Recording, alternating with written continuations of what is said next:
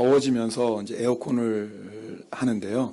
어떤 분들은 이게 춥다고 하시는 분도 있고 어떤 분은 좀 덥다고 하시는 분이 계십니다. 근데 약간 좀 시원하게 하려고 합니다. 왜냐하면 더우신 분은 더 벗을 수가 없잖아요. 근데 추우신 분은 뭐예요? 입으실 수가 있어요. 그래서 여러분 좀 이해해 주십시오. 저희가 천정에서 나오는 에어컨이 아니기 때문에 여름이 되면 이렇게 조금 날씨 때문에 좀 힘들어 하시는데, 그래서 좀 추위 약하신 분들은 뭐예요? 좀 이게 뭐죠? 이게 걸치도 하나씩 꼭 갖고 오셔서 혹시 행여나 에어컨 때문에 컨디션 좀 힘들지 않도록 여러분이 좀 이해해 주시면 좋겠습니다. 저희가 요한복음 17장 말씀 가지고 은혜를 나누고 있습니다. 요한복음 17장은 이제 곧 세상을 떠나게 되실 예수님께서 제자들을 위해 기도하는 내용입니다. 예수님 마음이 얼마나 간절하셨겠습니까? 제자들이 정말 가장 원하는 것을 기도하셨을 것입니다. 그래서 저희가 예수님께서 간절히 원하시는 것이라는 기도 제목으로 지금 말씀 나누고 있습니다. 2주 전에는요, 예수님이 간절히 원하시는 것 첫 번째가 뭐예요? 하나 되는 거. 기억하고 계셨네요. 세상에 이런 기적 같은 일이 일어납니다, 지금. 네, 지금 우리 교회에 지금 대단한 역사가 일어나요. 2주 전에 설교인데도 기억을 하세요. 네. 우리가 하나 되는 것이었습니다. 자, 그럼 오늘 말씀을 통해서 예수님께서 우리에게 간절히 원하시는 것 두 번째를 보려고 합니다. 우리 13절 말씀 함께 읽겠습니다. 13절입니다. 지금 내가 아버지께로 가오니 내가 세상에서 이 말을 하옵는 것은 그들로 내 기쁨을 그들 안에 충만히 가지게 하려 함이니이다. 네. 지금 예수님의 두 번째 제자들을 위해서 기도하시는 내용이 뭡니까? 예수님 안에 있는 기쁨이 제자들에게 충만히 있길 원합니다라는 거예요. 그것이 우리를 향하신 주님의 뜻이라고 또 데살로니가전서 5장 16절에 말씀하십니다. 20세기의 유명한 성경 주석가 바클레이는요, 이렇게 말씀했습니다. 그리스도인은 웃음을 지니고 있는 그리스도의 기사이며, 군사라는 뜻이에요. 그리스도인은 웃음을 지니고 있는 그리스도의 기사이며 침울한 그리스도인은 그리스도인이라 부를 가치가 없다 그랬어요. 이게 참 제가 이 말씀을 준비하다가요 좀 뜨끔했습니다. 여러분, 세상 군사는요 전쟁을 앞두고 얼마나 긴장합니까? 극도로 긴장하고 스트레스를 받고 또 아마 침울할 거예요. 근데 그리스도인의 군사인데 우리에게는요 웃음이 있대요. 기쁨이 있대요. 왜요? 이미 승리한 전쟁을 싸우기 때문에 그렇습니다. 네. 그래서 우리가 영적 전쟁을 싸우는 그리스도의 군사지만 기쁨이 넘치는 거예요. 그래서 침울한 그리스도인은 그리스도인이라 부를 가치도 없대요. 옆에 사람 한번 보시고, 네, 기뻐하시길 축복합니다. 네. 네. 왜냐하면은 이 침울한 그리스도인은 그리스도인이라 부를 가치가 없대요. 네. 자, 그렇다면 어떻게 우리 안에 그리스도의 기쁨이 충만할까요? 여러분은 두 가지를 좀 나누려고 합니다. 첫 번째는 따라하겠습니다. 말씀 안에 거할 때 기쁨이 충만하다. 예수님이 말씀하시는 기쁨은 세상 기쁨이 아니죠. 예수님이 지금 말씀하시는 기쁨은 예수님 안에 있는 기쁨입니다. 예수님 안에 있는 기쁨이 우리 안에도 충만하길 원하시는데, 그렇다면 자, 먼저 예수님 안에 있는 기쁨은 어디에서 오는 기쁨일까요? 요한복음 15장에 보면 주님이 정확히 이렇게 말씀하십니다. 내가 아버지의 계명을 지켜 그의 사랑 안에 거하는 것 같이 너희도 내 계명을 지키면 내 사랑 안에 거하리라. 지금 예수님이 하나님의 계명을 지켜 하나님의 사랑 안에 거하고 있다고 말씀하십니다. 그러면서 이렇게 말씀하세요. 내가 이것을 너희에게 이름은 내 기쁨이 너희 안에 있어 너희 기쁨이 충만하게 하려 함이라. 자, 그러니까 지금 예수님 말씀이 분명해요. 내가 하나님의 계명을 지킴으로 말미암아 하나님의 사랑 안에 있다. 그리고 내가 하나님의 사랑 안에 있기 때문에 내 기쁨이 충만하다. 자, 그러므로 너희도 나의 계명을 지키면 내 사랑 안에 거하게 될 것이고 내 사랑 안에 거하면 너희 기쁨이 충만하리라. 여러분, 우리는요 예수님 사랑할 때 기쁩니다. 예수님의 사랑이 우리 안에 충만할 때, 그리고 우리가 예수님을 사랑할 때 행복합니다. 여러분, 예수님 처음 만났을 때 우리가 늘 잊지 못할 사랑 아닙니까? 예수님 처음 만났을 때 너무너무 기뻤잖아요. 이게 아멘 안 하시는 분은 다 잊어버려서 아멘이 안 되시는 거죠. 근데 우리 첫사랑은 잊을 수가 없잖아요. 여러분, 우리가 가장 행복했을 때가 어때요? 어느 때입니까? 주님 첫사랑할 때 아닙니까? 그때는 정말 세상 부러운 게 하나 없었잖아요. 네. 그 예수님 그 사랑 하나 때문에 얼마나 기쁘고 행복했습니까? 그래서 우리 찬양 불러죠. 오늘 이 찬송 좀 같이 불러보고 1절 주님 한 분밖에는 되나요? 제가 반주자에게 부탁을 어떨 때는 제가 이 김지사님께 말씀을 안 하고 어떨 때는 제가 아내한테 얘기를 안 했는데 네, 우리 아내 준비할 동안 여러분 우리가요 주님의 사랑 안에 거할 때 가장 행복하고 가장 기쁩니다. 네. 그러면 우리 안에 잘 보세요. 기쁨이 사라진다라는 거 지금 뭐가 식어지고 있기 때문에요? 네, 첫사랑이 식어지고 있기 때문에 그래요. 찾았나요? 네. 또 오늘 집에 가서 하면 혼날지도 몰라요. 미리 그런 것도 얘기 안 하고 털털 맞게 말이야. 예배 시간에 그때 얘기한다고. 네. 감사합니다. 우리 항상 할렐루야예요, 우리는. 자, 우리 주님 한 바퀴 한번 찬송해 볼까요? 네.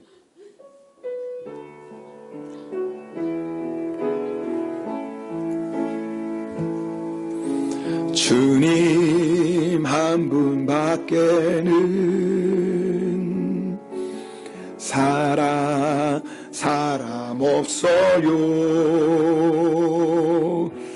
가슴 깊이 숨어 있는 주를 사랑하는 마음 주님 한 분밖에는 기억하지 못해요. 처음 주를 만난 그날 울며 고백하는 말 나는 행복해요. 죄사함 받았으니 아버지 품 안에서 떠나 살기 싫어요. 나는 행복해요. 사람이 샘솟으니 이 세상 무엇이든 채우고 또 남아요. 네, 우리에게 그 사랑의 감격이 있잖아요. 여러분 주님 사랑 안에 거할 때 너무나 기쁘고 행복했어요. 이게 주님이 우리에게 주시는 기쁨이거든요. 근데 우리가 자꾸 이 기쁨이 사라지는 이유는 주님의 사랑이 식어지는 거예요. 그럼 도대체 주님과 우리의 사랑의 관계가 왜 문제가 생길까요? 주님이 사랑이 변하는 걸까요? 아니죠. 그럴 수 없죠. 우리를 너무나 사랑해서 십자가에서 생명 버리신 주님이신데 우리를 향한 주님의 사랑은 절대 변할 리가 없어요. 무조건 우리의 사랑이 자꾸 식어지는 거죠. 자, 그럼 우리의 사랑이 자꾸 식어질까? 예수님의 말씀에 의하면 주의 말씀 안에 거하지 않기 때문에 그래요. 사람들은 하나님의 말씀대로 사는 거 싫어합니다. 왜요? 내가 하고 싶은 거는 하지 말라고 하고 내가 하기 싫은 거는 하라고 해요. 그래서 성경 말씀 보면 우리가 하기 싫은 건 계속 하라고 말씀하시고 우리가 하고 싶은 건 하지 말라고. 그래서 우리는 세상 사람들은요 하나님의 말씀 싫어합니다. 그런데요 예수를 믿고 구원받는 우리 마음 안에도 그 마음이 있어요. 여전히 육신의 본성이 있어요. 내 마음대로 살고 싶어하는 마음이 우리 안에 여전히 있습니다. 그래서 갈라디아서 5장 17절에 이렇게 말씀합니다. 육체의 소욕은 성령을 거스리고 성령은 육체를 거스리나니 이 둘이 서로 대적함으로 너희가 원하는 것을 하지 못하게 하려 함이라. 여러분 예수 믿지 않는 사람 안에는 육신의 소욕만 있습니다. 그거 갈등할 게 없어요. 내 마음대로 살면 돼요. 내 기분대로 살면 돼요. 내가 하고 싶은 대로 하면 되죠. 근데 예수님을 믿는 사람 안에는 성령님이 오셨습니다. 할렐루야. 우리 안에 성령님 계세요. 우리 안에 계시는 성령님이 하나님의 뜻대로 살도록 우리 안에 거룩한 소원을 주십니다. 그래서 뭐 이 두 가지가 함께 갈등이에요. 자, 우리 이 갈라디아서 5장 17절 현대의 성경 준비하셨나요? 네, 감사합니다. 한번 읽어보겠습니다. 현대의 성경인데요. 자, 읽겠습니다. 우리는 성령께서 바라는 것과는 정반대로 악한 일 하기를 좋아하는 본성을 지니고 있습니다. 그러므로 성령께서 인도하시는 길을 따라 살며 선한 일을 하고자 하는 마음은 우리 본성의 욕망과는 정반대의 것입니다. 우리 속에 있는 이 두 힘은 서로 우리를 마음대로 조정하려고 끊임없이 싸우고 있습니다. 자, 그죠? 네. 이 두 마음이 어떻게 끊임없이 싸우고 있어요. 그것은요, 우리가 믿음 없다는 증거가 아니에요. 오히려 우리 안에 성령님이 계시다는 증거입니다. 중요한 건 뭐예요? 이 두 가지 싸움 가운데 우리가 무엇을 선택해야 되죠? 성령님의 뜻을 따라야 됩니다. 그러기 위해서는 뭐예요? 기도해야 되는 거예요. 그래서 우리가 성령님을 구해야 되는 거예요. 오늘 명화 집사님, 이명화 집사님께서 영성을 은혜로운 간증 나눠주셨어요. 기도가 안 돼요. 자, 그럼 포기할까요? 기도가 왜 안 되겠어요? 우리 안에 기도하는 거 마귀가 자꾸 방해하니까 기도가 안 되죠. 자, 그거가 안 될 때, 기도가 안 되네. 어쩔 수 없지. 기도 포기하면 안 되죠. 왜요? 기도가 안 되지만 성령님께서는 우리에게 계속 뭐라고 말씀하세요? 너 기도해야 돼 라고 말씀하세요. 그럼 우리가 어떻게 해야 돼요? 성령님, 내가 기도가 안 되는데 기도할 수 있도록 도와주세요. 성령님의 도움을 구하셔야 됩니다. 그럼 반드시 성령님께서 기도의 영을 부어주셔서 기도의 문을 활짝 열어주십니다. 그게 우리가 할 일이에요. 우리 안에 두 가지 싸움이 있을 때, 육체의 소욕과 성령의 소욕이 싸울 때 우리가 할 일은 성령님 나를 도와주세요라고 성령님의 구하는 거예요. 우리의 문제가 뭡니까? 여러분, 육체의 소욕과 성령의 소욕이 싸울 때 성령의 뜻이 무엇인지를 알면서도 성령님의 도움을 구하지 않는 거예요. 분명히 지금 내 안에 있는 이 마음과 생각이 육신의 소욕인 거 알아요. 그럼 어떻게 기도해야 돼요? 성령님, 내가 이 육신의 소욕을 이길 수 있도록 성령님 도와주세요. 기도하셔야 되잖아요. 근데 기도하지 않을 때가 얼마나 많습니까? 왜 그런지 아세요? 우리가 육신을 따라 사는 게 얼마나 무서운 것인지를 아직도 잘 몰라요. 내 마음대로, 내 감정대로, 내 욕심대로 사는 것의 결과가 무엇인지 정확하지가 않기 때문에 그래요. 언젠가 여러분에게 어느 목사님 영성일기 나눈 적이 있습니다. 저희 목사님들도 영성일기 나누거든요. 어느 목사님이 영성일기 이렇게 썼어요. 들어보세요. 마음대로 못하는 부담은 있지만 우리 인생이 망가지는 이유가 마음대로 살았기 때문임을 깨닫습니다. 그리고 그 배후에는 마귀가 있다는 것을 명심하겠습니다.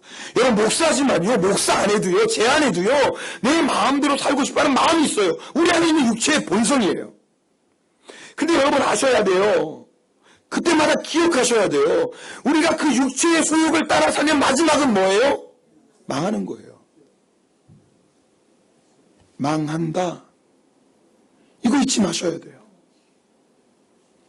그리고 그 배후에는 누가 역사하고 있어요? 마귀요. 마귀가 우리에게 어떻게 역사하냐면, 여러분 이렇게 뭐 희소복 입고 입에 10%씩까지 딱 물고 싹 나타나는 게 아니에요. 마귀는 그렇게 나타나는 게 아니에요. 전설의 고향판 마귀지. 마귀는요, 어떻게 우리에게 역사하냐면요, 네 마음대로 해. 야, 네 욕심대로 해. 너는 자존심도 없어? 괜찮아. 야, 교회 다니는 권사도 한다더라, 뭐. 여러분, 항상 마귀는요, 우리를 어떻게 미혹하냐면, 내 마음, 내 기분, 육신의 정욕을 따라 살도록 우리를 자꾸 부추겨요.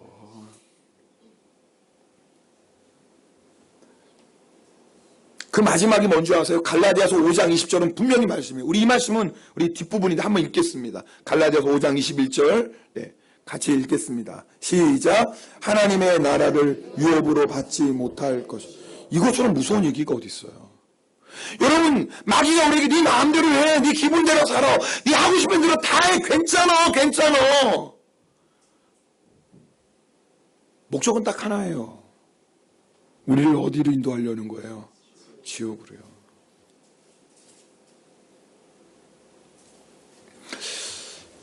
지난 목요일부터 제가 이제 보통 목요일부터 설교 이렇게 원고를 준비하기 시작하는데요. 설교를 준비하면서 제가 신경 쓰이는 부분이 있었습니다. 아내가 수요일 날 영성기를 썼는데 그 중에 일부분 이런 내용이 있었어요. 들어보세요. 새벽에 욥기 말씀, 수요 예배의 요한계시록 말씀, 주일 예배의 요한복음 말씀, 금요 성령 집회를 통해 주시는 말씀이 모두 책망의 말씀으로만 들립니다.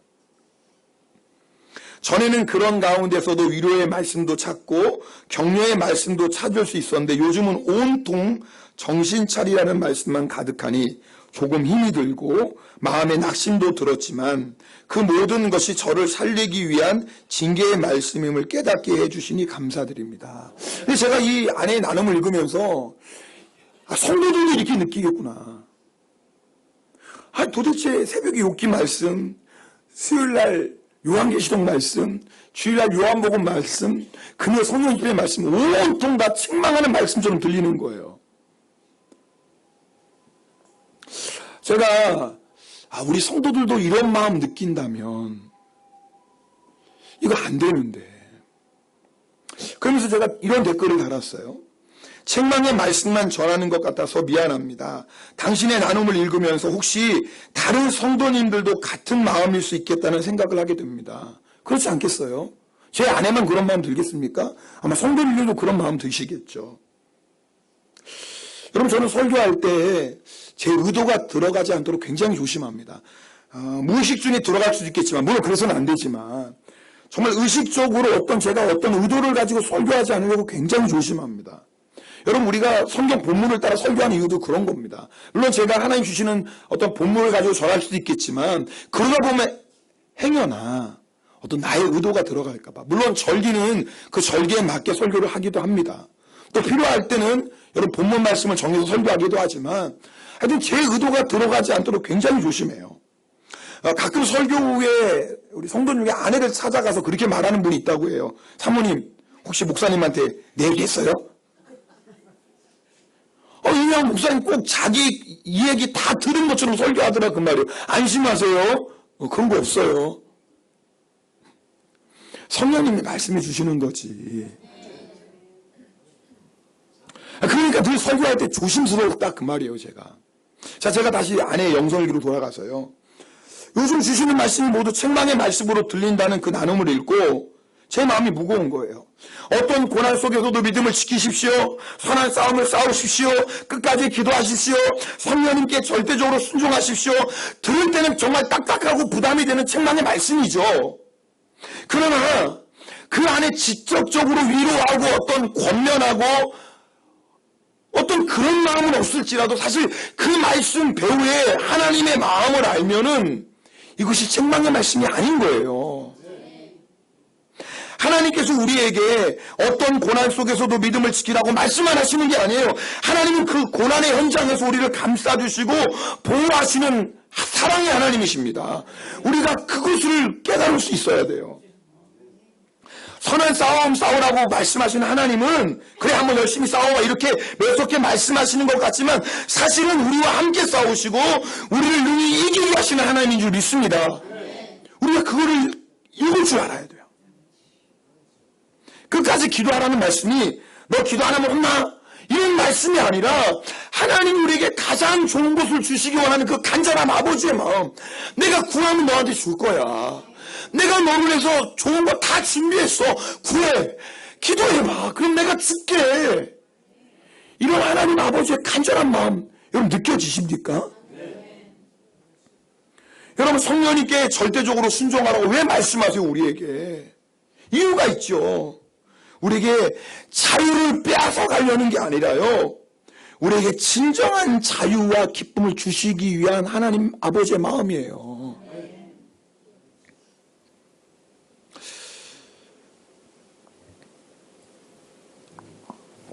제가 초등학교 입학하기 전인데 지금도 생생히 기억나는 사건 중에 하나예요. 그때 저희 집이 세대로 살고 있었는데 주인집 아들하고 저와 비슷한 또래였던 것 같아요. 약간 좀 어렸나 하여튼 그래. 그래서 사이좋게 잘 놀았어요. 근데 놀다 보면 제가 장난이 심해서 그랬는지 이 주인집 아들이 울보여서 그런데 하여튼 툭 하면 우는 거예요. 그때 저희 아버님 중동에 일하러 가셨고 어머니 혼자 저희 3남매를 이제 기르고 있었습니다. 여러분 그때 아이 셋인 집은 집 구하기도 힘들었다고 그래요. 잘 안 주니까. 아마 그러니까 주인 눈치도 좀 보셨을 것 같기도 하고 무엇보다도 아버지와 멀리 떨어져 있으니까 버릇없는 아들도 되지 않을까 아마 이런 걱정도 많이 하셨던 것 같아요. 그런데 어느 날인가 놀다가 또 주인집 아들이 또 우는 거예요. 아니 얘는 툭 하면 울어요. 근데 그날은 어머니가 매를 드셨어요. 제 딴에는 억울했던 모양입니다. 서로 장난치다가 일어난 일인데 나도 울 수 있는데 잘잘못은 이거 따지지 않고 이유는 딱 하나예요. 주인집 아들 울렸다. 이것 때문에 제가 맞으니까 어린 마음에도 굉장히 억울했던 모양입니다. 그래서 어머니가 떼는데 제가 또 이렇게 굉장히 얍삽하게 생겼잖아요. 지금 좀 살이 쪄가지고 그렇게 안 보이지만. 그래서 제가 어머니 때리는데 요리 피하고 저리 피하다가 이거 정통으로 맞은 거예요, 머리를. 여러분 제가 요즘 이렇게 자꾸 깜빡깜빡 하는 거 그때 후유증이 지금 나타나는 것 같아요. 제가 그래서 오늘 이렇게 얘기 못한 것 좀 이해해 주시기 바랍니다. 근데 제가 그때 머리에서 피가 나니까 울었는데 어머니가 더 심하게 운 거예요. 그때는 이해가 안 가는 거예요. 맞아서 피나는 사람은 안 돼. 왜 엄마가 울어 때려놓고. 근데 제가 철이 들고 나니까 그때 어머니가 왜 우셨는지 아는 거예요. 어머니의 매는 또 다른 사랑이었어요. 그리고 어머니는 나보다 더 아파하셨어요. 그걸 깨닫고 나니까 어머니가 감사한 거예요. 여러분 저는 하나님의 말씀 앞에 여러분도 이처럼 반응하시면 좋겠어요. 예수님께서 왜 우리에게 자꾸 말씀 지키라고 해요? 부담스럽게. 교회 나오고 때가 되면 알아서 지킬 텐데 왜 자꾸 이렇게 강요하세요? 말씀대로 살라고. 때로는 말씀대로 안 살면 큰일 나 망해. 왜 마치 이렇게 협박하는 것처럼 무섭게 말씀하시나요? 이유는 하나예요. 우리에게 참된 기쁨을 주시고 싶어 하시는 거예요. 반대로 말씀에서 벗어난 기쁨이 얼마나 무서운지를 우리 주님이 아시기 때문에 그래요. 여러분 말씀에서 벗어나서요. 내 마음대로 살아도 기쁩니다. 이렇게 모르는 척 이렇게 탁식침을 떼시고 그래요. 말씀 떠나서 내 육신, 내 기분대로 살면 기뻐요, 안 기뻐요? 재밌다고요. 또 이럴 때 또 아멘 하시니 또 이게 은혜로운 건지 하여튼 그렇죠? 육신을 만족시켜주면 기뻐요. 그래서 우리 육신의 종욕 따라 사는 거예요. 근데 여러분 그 기쁨은 우리를 더 갈급하게 해요. 분명히 기쁜데 금방 허전해져요. 분명히 채워지는 것 같은데 더 목이 말라요. 그래서 더 원해요. 그러면서 우리 인생의 목적이 뭐가 되는 줄 아세요? 육체의 정욕이 돼버려요. 그것이 안목의 정욕이든 이생의 자랑이든. 그리고 그 마지막은 뭐예요? 사망이에요. 멸망이에요. 예수님은 그걸 아세요. 여러분 우리는요 기쁨을 구하는 존재예요. 어쩔 수 없어요. 우리가 그렇게 만들어졌어요. 중요한 건 어디에서 내가 기쁨을 지금 찾고 있느냐 그 말이에요. 말씀 안에서 기쁨을 찾고 있느냐 아니면 말씀을 떠난 기쁨을 찾고 있느냐 그게 중요해요. 누구로부터 오는 기쁨을 지금 우리가 구하고 있느냐 그게 중요해요. 예수님으로부터 오는 기쁨을 구하고 있느냐 아니면 세상 육신의 정욕에 의해서 오는 기쁨을 구하고 있느냐. 여러분 어느 쪽인가요?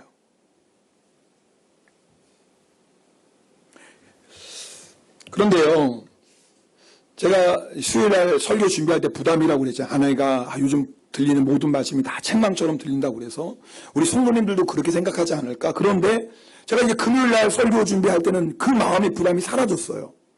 왜냐하면 목요일날 아내가 영성일기 올렸는데 한번 들어보세요. 이번 주 처음에는 새벽도 저녁도 은혜 가운데 주님과의 교제를 나누었습니다. 단지 이번 주 처음일 뿐 아니라 정말 오랜만에 아침 기도와 저녁 기도 시간 뜨겁게 기도드릴 수 있어서 하나님 아버지께 감사드립니다. 첫사랑을 회복하라는 말씀을 주시고 조금씩 인도하여 주시는 성령님의 은혜에 감사드립니다. 형식적이고 의무적이었던 신앙생활에서 조금씩 주님을 향한 사랑이 생겨나고, 자, 그 다음에 들어보세요. 지금 뭐 첫사랑 회복하는 말씀, 자꾸 이 말씀이 뭘 부담으로 들리는 거예요. 아, 누구 첫사랑 회복하고 싶지 않아요? 나도 모르게 잃어버리는데 어떡해요? 자꾸 첫사랑 회복하라니까 마음에 뭐 이 얘기 들을 때 부담이 되는 거예요. 근데 그래도 하여튼 자꾸 기도하다 보니까 이 첫사랑이 조금씩 회복되기 시작해요. 그러면서 어떤 일이 일어나냐면, 그 다음에 안에 얘기해요. 기쁨이 살아났다 그랬어요. 여러분, 이게 놀랍지 않아요? 첫사랑을 회복하라니 너무 부담인 거예요. 아, 누구는 첫사랑 잃어버리고 싶어 잃어버렸어요. 어떻게 나도 우리 잃어버리고 나도 회복하고 싶은데 거기다 대고 그냥 첫사랑 회복해야 된다고 계속 막 그냥 쪼니까 얼마나 힘들어요. 근데 놀라운 일이 일어났어요. 첫사랑이 조금씩 회복되면서 기쁨이 살아나요. 네, 주님이 우리에게 말씀 안에 거하고 주님만을 사랑하라고 말씀하시는 이유는 바로 그거예요. 진짜 기쁨을 누리라는 거예요. 세상의 거짓 기쁨, 우리를 더 목마르게 하는 그 헛된 기쁨이 아니라. 그러면서 이렇게 또 씁니다. 더럽혀진 옷을 매일 예수 그리스도의 보혈에 씻는 것이 얼마나 중요한 것인지 수요일에 때 나눴던 얘기예요. 그리고 그것이 피하고 싶은 고통이 아니라, 처음에는 뭐예요? 자, 더러워진 옷을 주의 보혈로 씻어야 됩니다. 이게 뭐예요? 피하고 싶은 고통이에요. 왜요? 맨날 회개하라고 하니까. 더러워진 옷 예수의 피로 씻어야 됩니다. 아, 이거 이 얘기도 한두 번이지. 맨날 그 얘기 들으니까 들을 때 듣는 나중에 뭐예요? 듣고 싶지 않은 거예요.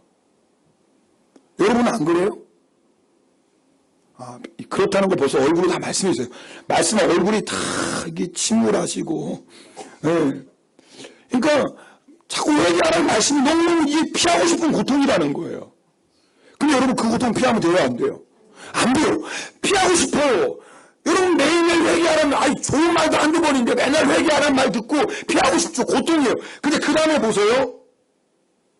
나중에는 그것이 기다려지는 은혜의 시간이 되었대요. 처음에는 피하고 싶은 고통이었는데 나중에는 그 고통 때문에 어쩔 수 없이 회개하는데 나중에는 그 안에 회개 안에 은혜를 주시는 거예요. 그러면서 억지로 쫓기듯 앉아있던 저녁 기도 시간이 짐이 아니에요. 이게 무슨 말이죠? 여러분, 우리 교회 지금 부흥 기도합니다. 네. 이 사모의 운명 때문에 어쩔 수 없이 화요일 저녁, 목요일 저녁은 뭐예요? 부흥 기도에 와야 됩니다. 여러분, 그 마음을 아시나요? 안 오시니까 모르지. 사모님 너무 좋겠어요. 매일 화요일 저녁, 금요일, 목요일 저녁 기도하시고 얼마나 좋겠어요. 부러워요. 사모 한번 해보세요.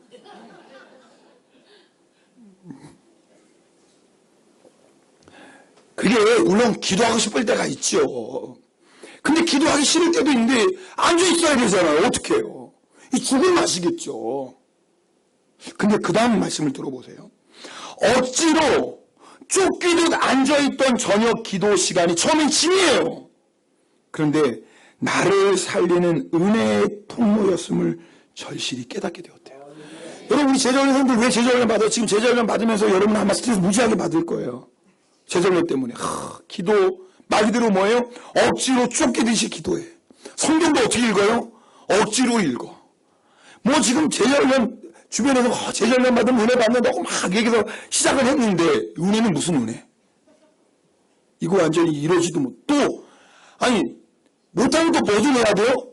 벌금. 우리 시장 가서 콩나물값 그 10엔 더 싼데 사가지고 이렇게 이러고 장보는 우리 주부들 100엔이 작은 돈입니까? 100원도 아니고 100엔인데 그러다가 수업 시간에 그 핸드폰 올려보세요. 벌금도 얼마 내야 돼요? 1000엔. 그 핸드폰 올리신 분 벌금 내셨나? 내세요. 이명환 집사한테 빨리. 그거. 또 핸드폰이면 또 1000엔이야. 이러니 진짜 이건 더 재산을 받기 싫은 거예요. 어떤 분은 재산을 받으면서 재산의 일부를 정리하시잖아요. 벌금 내려고. 그러니 재산이 너무너무 싫은 거라. 근데 여러분 아세요?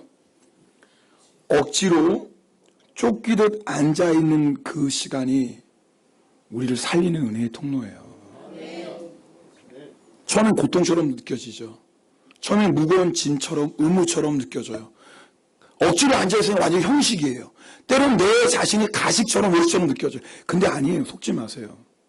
사실은 그게요. 나를 살리는 은혜의 통로예요.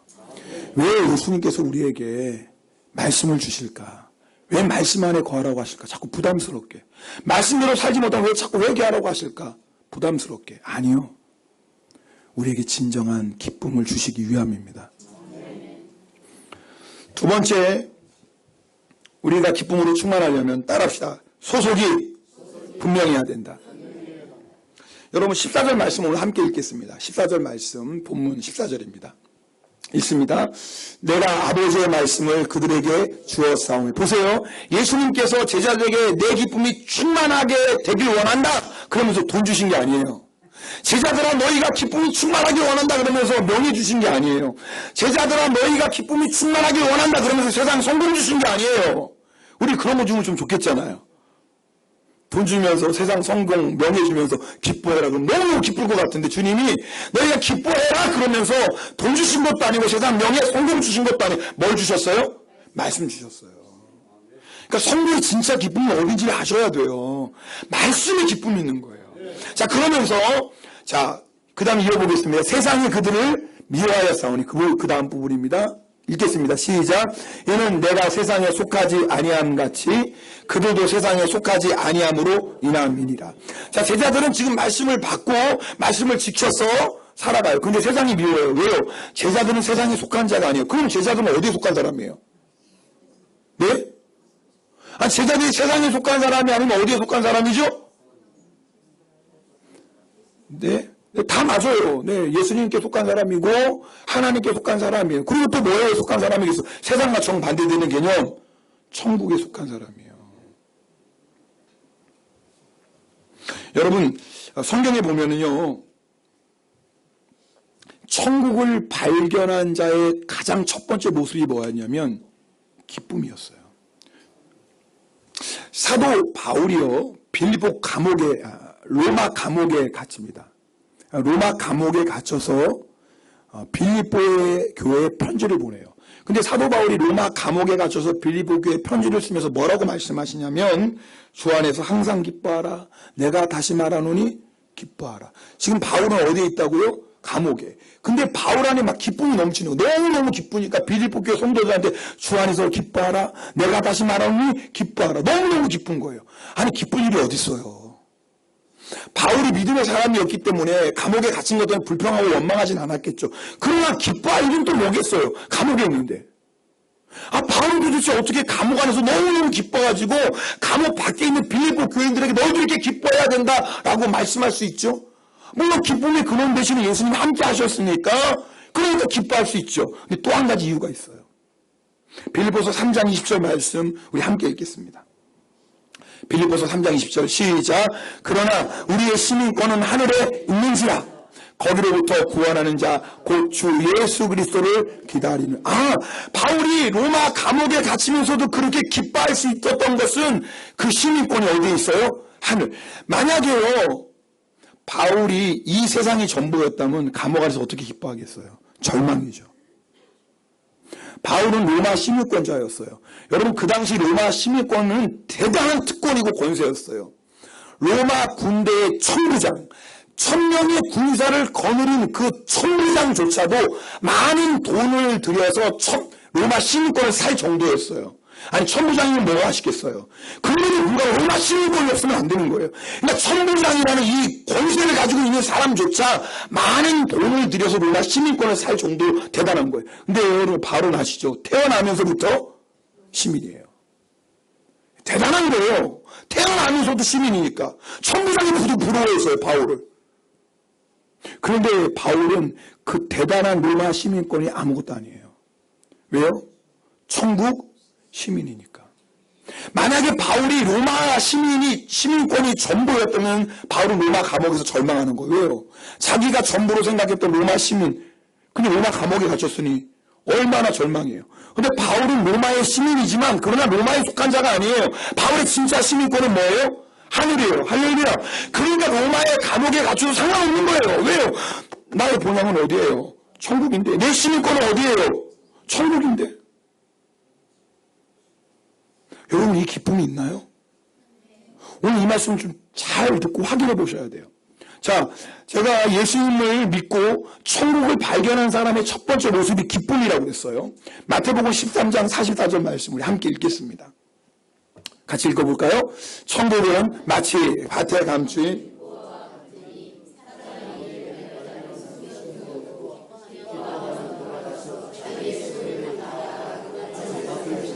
천국을 발견한 사람의 첫 번째 모습이 뭐예요? 기쁨이에요. 근데 한국어 성경 좀 약해요. 일본어 성경 보니까 뭐예요? 오, 요렇고. 그냥 기쁨이 아니고 너무 큰 기쁨이에요. 얼마나 기뻤는지 자기의 소유를 다 팔아서 살 만큼 기뻐요. 보세요. 천국을 발견한 기쁨은 어느 정도의 기쁨인 줄 아세요? 지금 여러분이 가지고 있는 거 다 포기해도 포기할 수 없는 기쁨이에요. 근데 예수님을 믿는 이 하나만으로 우리에게 이 기쁨을 주셨습니다. 할렐루야!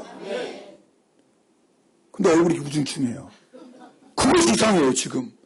아니, 내가 가지고 있는 거 모든 거 다 팔아서 또 바꿀 수 없는 천국을 주셨는데, 옆에 사람이 인사해요. 근데 왜 이렇게 우중충합니까? 시작.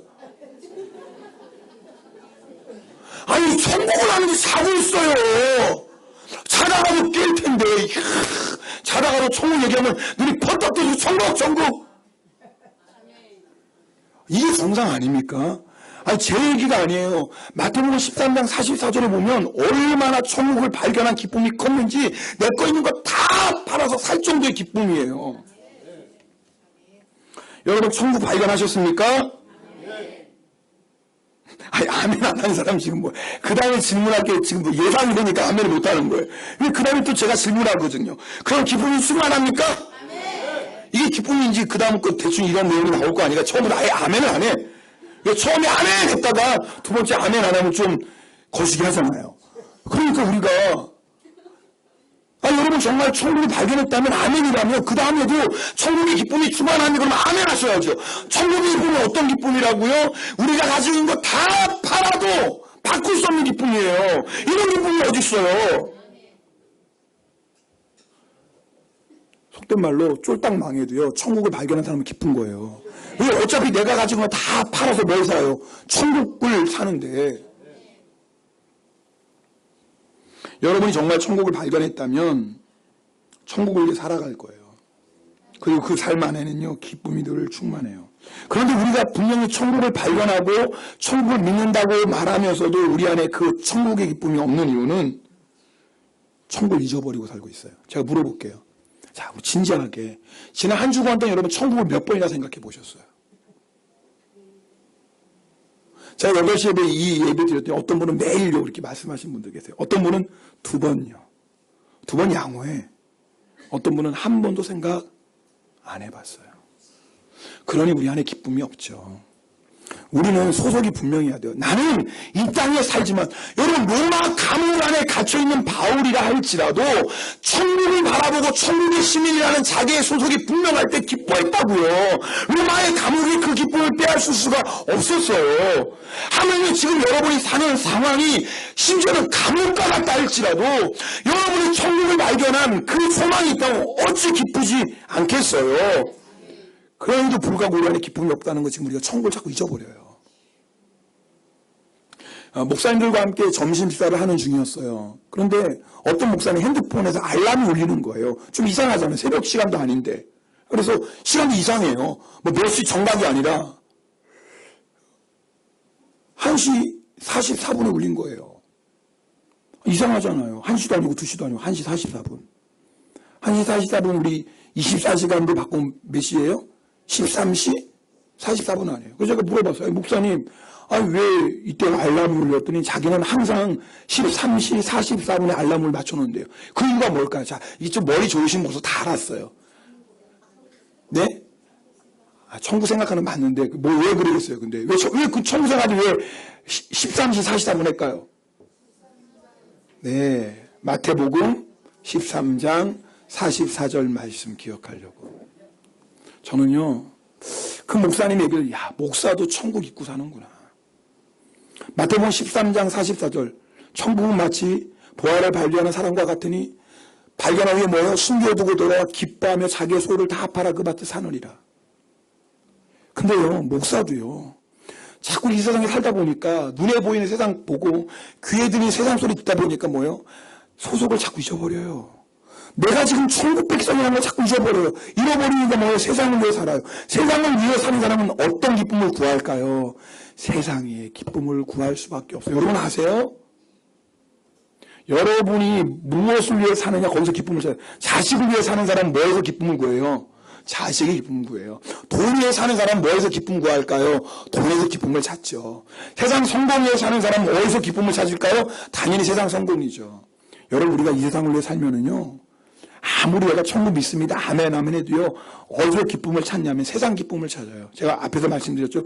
세상 기쁨은 거짓 기쁨이기 때문에 우리를 절대 만족시켜줄 수 없어요. 순간은 기뻐요. 순간은 재밌어요. 내 육체를 만족시켜주는 쾌락이 있으니까. 근데요, 한순간에 끝나요. 그게 뭐예요? 더. 그러다 망해요.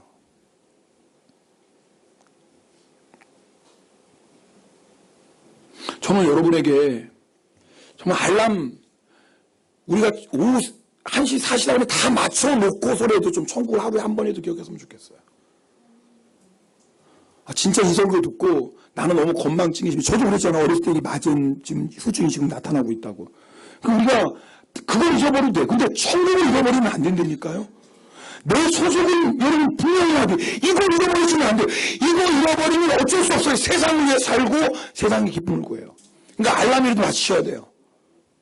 오후 1시 4시다. 또 우리 중에 또 이런 사람이 오후 4시다 맞춰놓고, 근데 왜 내가 이때 맞춰놨지? 또 이런 사람이 또 있어요. 하여튼 뭐 어떡하겠어요. 네. 근데 그래도 맞춰놓으셔야 돼요. 오늘 이 예배 시간에 저는 정말 여러분이 천국을 발견한 자의 기쁨이 회복되길 원합니다. 말씀 안에 거하는 것이 기쁨이요. 주님, 내가 말씀 안에 거하길 원합니다. 주님, 이 말씀 앞에 순종하는 것이 부담이고 때로는 말씀대로 살라는 것이 책망처럼 느껴지지만 그 뒤에 있는 아버지의 마음을 제가 오늘 깨달았습니다. 아, 내가 진정한 기쁨 누리길 원하시는 그 아버지의 마음. 주님, 나의 본향은 천국입니다. 이 세상 여정 끝내요 강 건너 언덕 이를 때 하늘문 향해 말하리. 제가 왜 저런데요? 예수 인도하셨네. 매일 발걸음마다 예수 인도하셨네. 나의 무거운 죄 짐을 모두 벗고 하는 말 예수 인도하셨네. 우리 자손 함께 부르고요, 한번 통성으로 좀 기도할 텐데요, 우리 천국을 소망하시면서, 여러분 우리의 본향은 이 세상 아니에요. 나그네고요, 천국이에요. 우리 자손 일절 부르시고 정말 이 시간에 다시 한번 우리의 영의 눈이 열려 천국을 바라보고요, 로마 감옥에 갇혀있지만 천국의 시민이라는 것 하나 때문에 너무나 기뻐했던 그 바울처럼 오늘 혹시 여러분의 삶이 감옥과 같은 인생일 수도 있겠어요. 여전히 해결되지 않은 문제, 여전히 인간관계 어려움이 있을 수 있어요. 그러나 여러분 아세요? 우리 이 세상 사람 아니에요. 이 세상에 살지만요, 우리의 소속은 천국이에요. 여러분 오늘 이 시간 이 예배 드리다가요, 이 찬송하다가 기도하다가 정말 아멘 천국이 나의 천국입니다라는 이 분명한 확신이 생기면 여러분이 오늘 교회 나갈 때는 다 기뻐하며 나가실 거예요. 그러니 주님의 이름으로 축복합니다. 우리 함께 찬양하고 기도하겠습니다.